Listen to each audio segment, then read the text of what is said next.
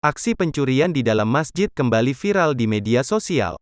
Kali ini seorang wanita terekam CCTV maling tas jemaah saat salat berjamaah.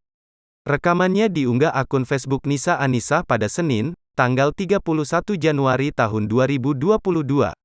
Dalam rekaman terlihat orang-orang sedang salat berjamaah di masjid.